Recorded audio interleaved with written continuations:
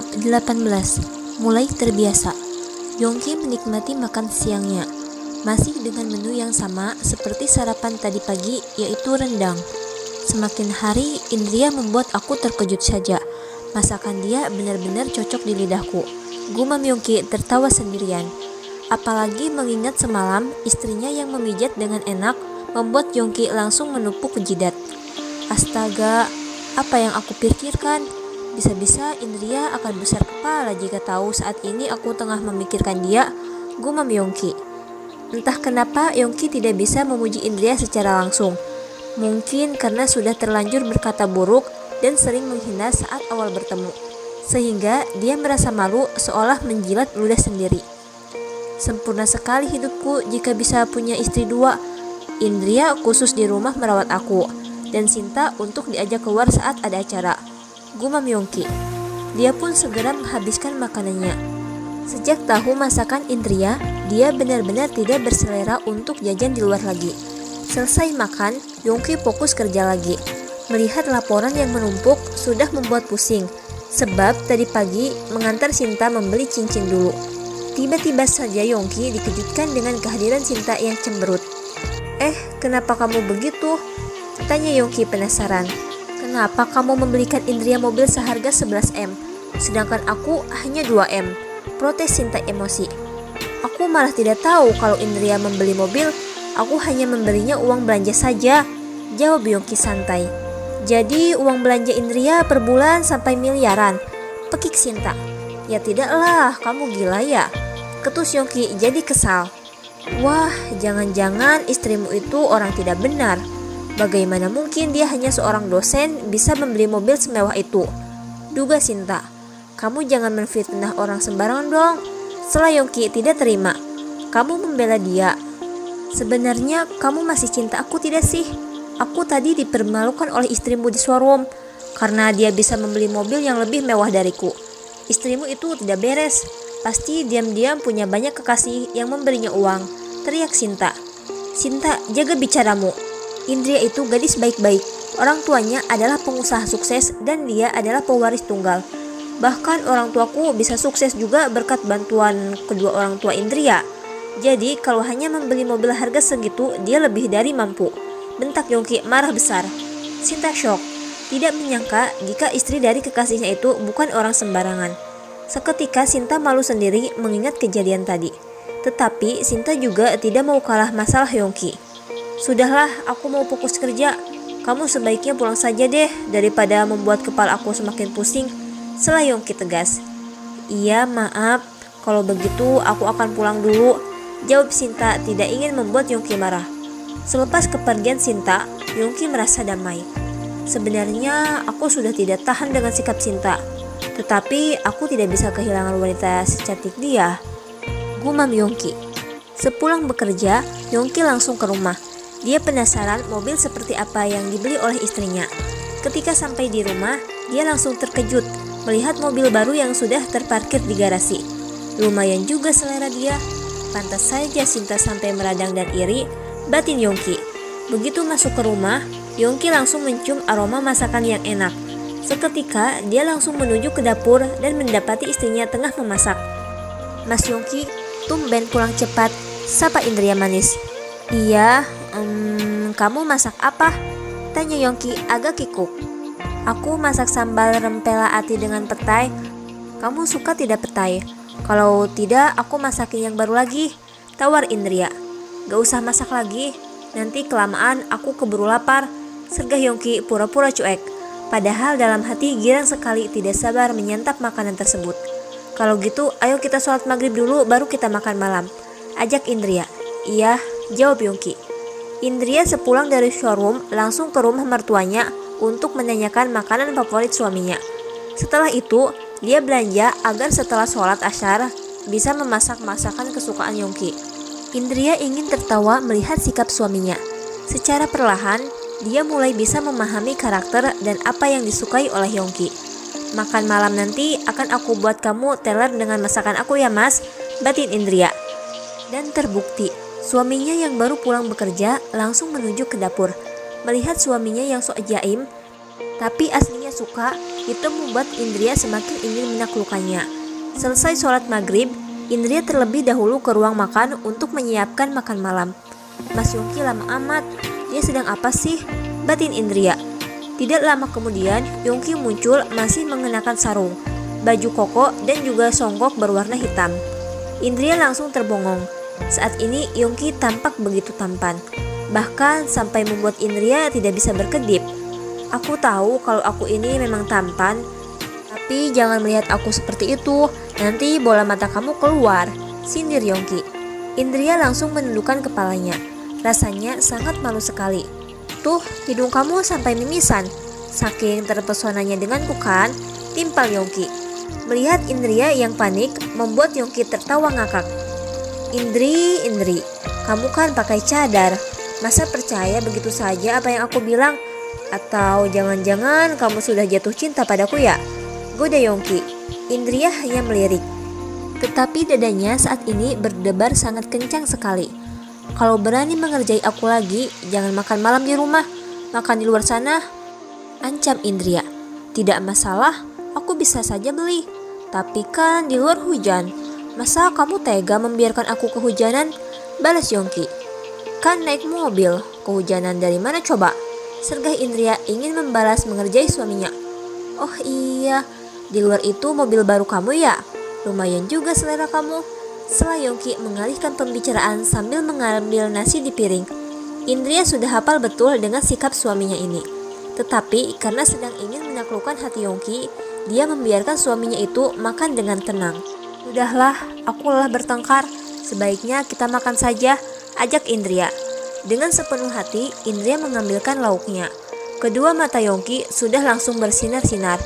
Awas ngeces, sindir Indria. Kamu bilang jangan berkelahi lagi. Ayo setelah ini kita makan dan kamu malam ini tidur saja di kamar aku. Jawab besok spontan. Apa? Tanya Indria takut salah dengar. Maksud aku, pijitin aku tapi setelah itu kamu kembali tidur di kamar kamu sendirilah. Timpal Yongki salah tingkah. Bukannya aku tidak mau, tapi hari ini aku lelah sekali Mas Yongki. Lain kali saja ya, bujuk Indria. Ya sudahlah, jawab Yongki sambil makan dengan lahap. Selesai makan, biasanya mereka akan kembali ke kamar masing-masing dan sibuk dengan dunia sendiri. Tapi kali ini Indria berinisiatif membuatkan suaminya itu salad buah sebagai pencuci mulut sambil menonton televisi. Indria, kamu bisa menyetir mobil? Tanya Yongki. Aku ini perempuan yang serba bisa, jawab Indria. Kalau gitu kenapa tidak dari dulu bawa mobil? Tanya Yongki. Karena menurut aku lebih simpel motor. Tapi karena cuaca hujan, jadi aku beli mobil. Memangnya kekasih kamu beli mobil hasil meminta pada orang lain saja sombong, tapi malah menghina aku. Sorry ya, level kita beda, ujar Indria. Indria mengira jika suaminya akan marah dan membela Sinta, tapi tidak diduga hanya diam dan fokus makan salahnya.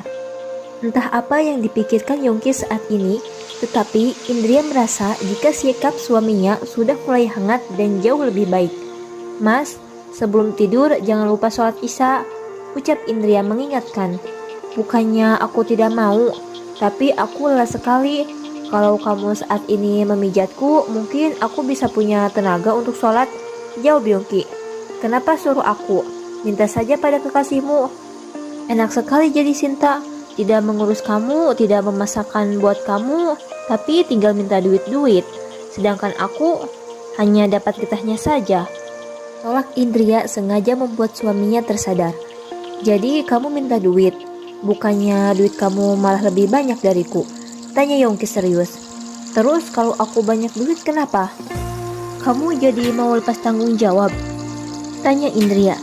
Indria, jujur saja, aku mulai terbiasa hidup bersamamu. Maksudnya, aku mulai bisa menerima kamu. Tapi kalau aku minta izin untuk menikah lagi boleh? Tapi aku harap kamu jangan bilang pada Abah dan Umi. Tanya Yongki hanya mengetes saja. Indria tidak menyangka akan mendengar hal seperti ini. Entah kenapa hatinya terluka dan ingin menangis. Kau tahu Mas Yongki, di dunia ini tidak ada wanita yang benar-benar rela mau dimadu. Walau aku belum mencintaimu, aku juga tidak mau jadi orang bodoh. Apalagi dengan karakter Sinta hanya akan membuat keadaan jadi rumit. Aku bertahan bukan karena kamu, tapi karena menjaga perasaan Abah dan Umi. Andaikan aku hidup tanpamu, aku masih bisa. Aku bukan perempuan yang hidup menempel pada orang lain, seperti benalu. Untuk membeli apa yang aku mau, aku juga tidak perlu mengemis pada siapapun. Jika kamu ingin menikah, silahkan. Tapi aku tidak akan tinggal diam. Jawab Indria santai tapi tegas. Bab 19. Istriku yang viral. Pagi hari, saat waktunya sarapan, Yongki tidak melihat istrinya.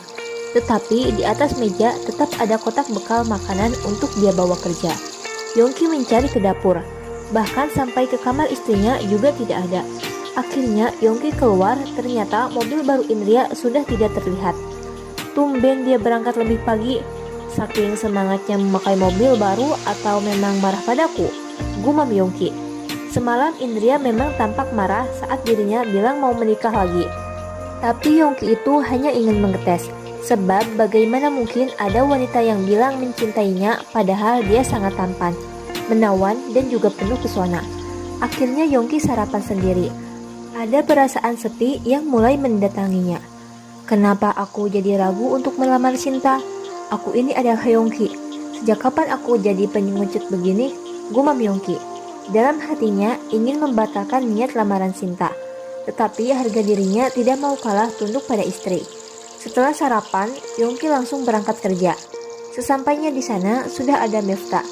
Ngapain pagi-pagi kemari? Tanya Yongki.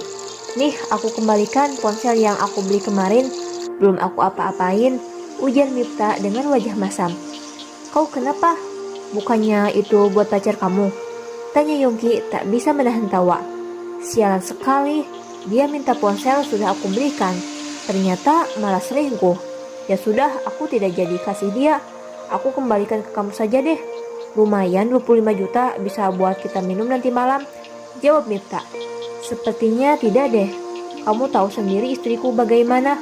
Kalau aku ketahuan mabuk, dia bisa adukan ke Abah. Tolak Yongki. Kini giliran Miftah yang tertawa ngakak. Sebab baru kali ini Yongki bilang takut dengan istri. Apa maksud kamu tertawa begitu? Salah Yongki tak terima. Tidak apa-apa, hanya saja aku merasa sejak kamu menikah, jiwa liarmu itu sudah mulai terkendali. Ucap Miftah serius. Aku merasa biasa saja sih, tidak ada perubahan. Jawab Yongki tidak mau mengakui. Dulu setiap pulang kerja kita akan ke kafe, ke klub malam, tapi sekarang selesai kerja kamu langsung pulang. Bahkan anak-anak lain pada nanya kamu masih hidup atau belum. Ujar Miftah. Yongki terdiam. Dia merenungi memang semenjak menikah dengan Indria, dirinya jadi rajin sholat dan melupakan dunia malam.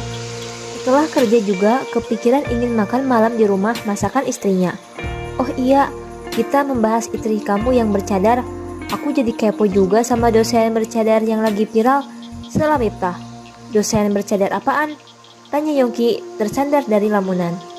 Jadi ada mahasiswa yang memotret dosennya itu lalu mengunggah ke sosial media. Dalam waktu beberapa jam sudah langsung jadi trending topik. Masalahnya dosen itu memakai cadar tetapi naik mobil sport terbaru yang aku incar tapi sudah kehabisan stok itu. Ucap Yongki menggebu-gebu. Ah, hanya gitu saja. Coba kalau cadarnya dibuka ternyata giginya ompong bagaimana? Selat Yongki tak tertarik. Ah, mataku ini sangat jeli. Walau dia memakai pakaian tertutup, tapi dari pose tubuhnya saja aku tahu dia pasti seksi dan cantik. Coba kamu lihat, pokoknya aku akan mengincar dia. Sergah Miftah sembari memperlihatkan layar ponselnya. Yongki seketika langsung shock. Dari mobil dan juga postur tubuhnya, dia sudah yakin itu Indria. Yongki langsung menjita kepala Miftah secara refleks. Kau ini apa-apa sih? Pekik Miftah kesakitan. Dia istriku, jawab Yongki ketus. Serius? Pekik Miftah seolah tak percaya. Apa aku bercanda? Balas Yongki. Wah, kamu kan tidak suka dia. Kalau gitu berikan saja padaku. Matamu itu rusak. Walau dia pakai cadar sudah pasti sangat cantik. Pinta Miftah antusias. Pergi sana. Bentak Yongki jadi kesal. Malam ini aku makan malam di rumah kamu ya. Pinta Miftah. Kamu jangan macam-macam deh. Walau aku tidak mencintai istriku, tapi tidak akan pernah aku berikan padamu. sergah Yongki. Entah kenapa Yongki merasa dadanya bergemuruh kepanasan. Foto Indria yang baru membuka pintu dan mau keluar dari mobil memang memiliki pose yang sangat bagus. Apalagi ada angin yang mengibarkan jilbab dan didukung mobilnya yang keren membuatnya foto itu semakin kece. Ah, tenang saja, aku tidak akan mengganggu istrimu kok. Aku ini walau sedikit brengsek, tetapi tidak akan memakan teman sendiri. Aku hanya penasaran dengan masakan dan mobil istrimu saja, bujuk Miftah. Yongki terdiam, tidak memperdulikan sahabatnya itu sama sekali. Wah, jadi benar dugaanku. Kamu ini sudah jatuh cinta pada istrimu sampai orang lain mau melihat saja tidak boleh. Sana pergi, aku mau fokus kerja, usir Yongki. Pokoknya nanti jam 7 aku makan malam di rumah kamu ya, titik. Jawab Miftah berlalu pergi sambil melambaikan tangan. Yongki tahu watak Miftah. Jika sudah ada keinginan, walau ditolak sekalipun, malam ini juga akan tetap datang. Semakin penasaran, Yongki membuka ponselnya sendiri. Memang Indria di tengah viral. Sebagai dosen memakai mobil mewah pasti akan menjadi sorotan untuk para mahasiswa yang masih muda. Indria yang tadinya ingin mampir ke rumah mertuanya jadi mengurungkan niatnya karena suaminya memberi pesan kalau malam ini akan ada teman yang datang makan malam. Mas Yongki aneh, kemarin marah karena aku mengajak teman ke rumah, sekarang malah dia yang membawa temannya, gumam Indria. Sebagai istri yang berbakti, walau hati masih kesal dengan pembicaraan semalam, tetapi Indria tetap patuh. Sesampainya di rumah, suaminya ternyata juga sudah pulang. Mas, kok tumben sudah pulang? Tanya Indria. Aku tidak enak badan, jawab Yongki berbohong. Kamu sakit? Tanya Indria langsung melepas sarung tangan dan menempelkan punggung tangannya ke dahi Yongki. Yongki yang tidak ingin ketahuan berbohong langsung memegang tangan Indria. Astaga, jemarinya lentik sekali dan begitu mulus. Batin Yongki terpana. Indria yang masih merasa kikuk langsung melepaskan diri dari pegangan tangan suaminya dan memakai sarung tangan lagi. Sebaiknya Mas Yongki langsung istirahat di kamar saja. Akan aku buatkan bubur ayam dan siapkan obat, bujuk Indria. Aku tidak suka bubur dan obat. Aku hanya kecapean saja dan tubuhku linu-linu, sergah Yongki panik. Kalau gitu aku buatkan nasi goreng bagaimana? Terus aku pijit saja, tawar Indria. Boleh deh, jawab Yongki dengan wajah datar, padahal hatinya berbunga-bunga. Yongki langsung ke kamar, ganti kaos dan celana pendek. Kemudian menunggu istrinya datang. Tidak butuh waktu yang lama, Indria sudah datang membawa sepiring nasi goreng dan minuman jeruk hangat. Makan dulu mas, aku mau sholat maghrib dulu keburu waktunya habis, ucap Indria. Iya, jawab Yongki. Kamu sudah sholat belum tadi? Tanya Indria memastikan. Sudah tadi, jawab Yongki berbohong. Selepas kepergian Indria, Yongki langsung melahap nasi gorengnya. Astaga, kenapa bisa seenak ini sih? Gumam Yongki sangat puas. Nasi goreng istrinya ada babat sapi, petai, dan juga rasa terasinya juga. Rasa rempahnya terasa pas di lidah. Dalam sekejap, sepiring penuh nasi goreng sudah ludes. Minuman segelas besar juga habis. Indria yang selesai sholat maghrib, buru-buru menghampiri kamar suaminya. Dalam hati Indria tersenyum, karena suaminya terlihat puas dengan masakannya. Mas, jangan tiduran dulu kalau habis makan. Duduk sambil bersandar dulu, bujuk Indria. Kalau gitu, pijat kakiku dulu deh. Aku sangat lelah. Tadi berdiri lama di jalanan, pinta Yongki. Kenapa? Tanya Indria heran. Sepulang kerja, aku mampir ke Indomaret beli rokok. Mobil aku yang terparkir ditabrak truk yang remnya blong. Alhasil ringsek bagian belakangnya. Terus? Tanya Indria. Ya, aku harus naik taksi pulangnya, jawab Yongki. Oh, tidak apa-apa. Uang masih bisa dicari lagi. Yang penting nyawa selamat, bujuk Indria. Buruan pijitin aku dong, setelah Yongki mengingatkan. Iya, jawab Indria. Besok aku numpang mobil kamu ya. Terus pulangnya anterin aku juga, pinta Yongki. Loh, kita kan beda arah. Aku kalau nganterin kamu dulu paginya bisa telat akunya, setelah Indria. Ya sudah, kalau gitu mobilnya aku yang bawa, kamu akan aku antar jemput, balas Yongki. Indria terkejut. Tumbenan suaminya itu berinisiatif untuk bersama seperti ini. Kenapa? Kamu takut mobilnya aku jual? Mobil seperti itu aku juga bisa beli sendiri, sindir Yongki. Kalau gitu kenapa tidak beli lagi? Atau kamu suruh aja antar jemput Cinta? Balas Indria. Kamu kan istriku, jawab Yongki. Kalau ada susahnya baru menyebut aku istrimu, gumam Indria. Jadi kamu tidak mau? Kata Abah, suami istri harus saling membantu dan melengkapi satu sama lain, sergah Yongki. Iya suamiku, jawab Indria mengalah. Baguslah, kalau gitu aku ganti posisi tengkurap. Kamu pijat dengan benar. Sekalian sama kepalaku, balas Yongki menyembunyikan senyumnya di bantal. Tapi aku tidak bisa memijat lama-lama. Katamu akan ada teman yang makan malam. Bisa-bisa aku kewalahan kalau tidak menyiapkan bumbunya dari sekarang, keluh Indria. Memangnya masak apa? Tanya Yongki. Aku mau masak gulai dan sate kambing. Prosesnya lama loh, ungkap Indria. Nanti aku bantu, sela Yongki. Serius? Tanya Indria kaget. Iya, pokoknya pijat aku yang agak lama, jawab Yongki. Indria heran, kenapa suaminya itu tiba-tiba menjadi sangat manis dan baik hati. Mas Yongki jadi baik kok curiga ya? Apa karena dia diam-diam ingin menikah lagi dan bersikap seperti ini agar aku tidak curiga ya? Batin Indria merasa